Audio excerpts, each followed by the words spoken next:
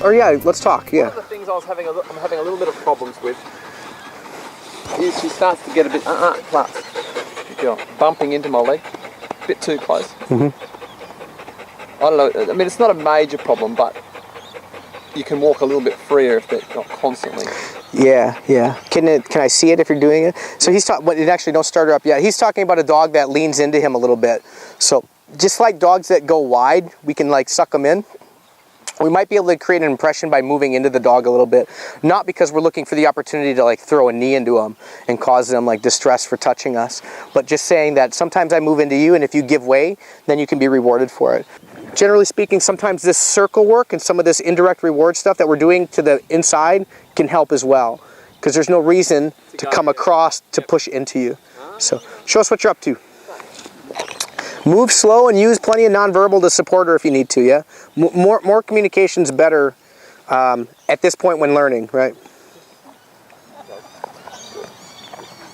Slow down. That's good movement right there. Sharpen up your circle a little bit, but keep it slow. See, she's forging in now. Take a left 90-degree turn. Take a left 90-degree turn. Take a left 90-degree turn. Release her. Good. So the circle is a bit more complicated because it doesn't feel like turns, but it actually is. She's not quite ready for it. So let's try this. This is something we'll try. We'll heel towards the group. 3 steps, left turn, and then reward. So this is what you're going to do. You're going to set the ball up as an indirect style. Yep. You're going to heel towards the group, but when you do it, you're going to traverse to the right a little bit. So you're going to side pass. Yep. 3 steps. Left 90, when she does it right, reward. Yep. Leak off. The idea here is a lot of dogs struggle with this. The side passing is just something that you can do to say, we're going forward, but actually, do you understand how to tuck your butt in when we move to the right a little bit? Which is essentially what left turning is, kind of like the dog swinging their butt to the right. You're going to stay facing forward, but you're going to traverse to your right. Yep. Forward. Left 90. Release. Cool. And actually, we're not going to cover as much ground. Okay. So you're going to let your right leg come forward, but don't transfer weight. Just proof the left quick. Good. Bring it back. Bring it out again. Bring it back. Step it out to the right. Transfer weight and slide over. Good. Left. Beautiful. Forward. Traverse right. 2 steps. Left 90. Release. Good. I think she just needs to be reminded that she's got a butt a little bit more. So let's switch gears from the indirect reward and just hold this in your left hand. So if this is where we're switching gears a little bit. I want to see, like, there's too many variables that I can't really see what's affecting the dog. So the indirect reward, is that making sense? Is that causing the dog to like be better in behavior? I don't know. So he's going to put the toy back in his left hand, call the dog back in the heel with no movement. Rewards out to the side. I just want to make sure that the dog can focus on the head position and do a nice job of staying with him while he intends to reward out there. Cool. That's nice, man. Bring your hand down a little bit more naturally. Good.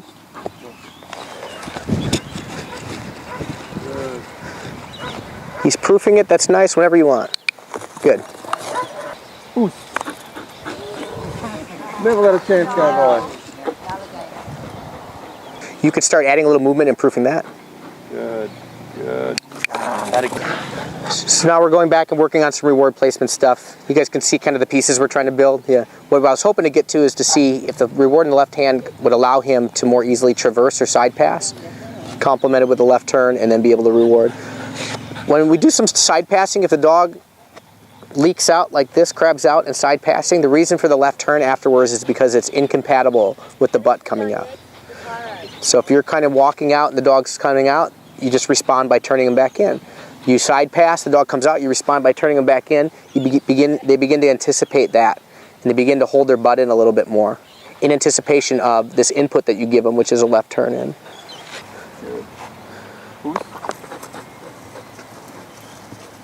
Yeah, dude, she like, it's a huge impact on her, like, if you see that. I mean, it's something that it's totally helped by the. Hey. Just do another rep of that if you can. And instead of holding it out so much, ball it up in your hand a little bit more. All right. Is that close to her head? Yeah. Yep. Yeah. If she's Tony, if she's still messing with it at all, it's just because she doesn't know she shouldn't yet. And you can go back and proof those pieces. Like it's not a waste of time to sit and say, "Hey, watch, good girl, nice job, click, boom, throw." Right.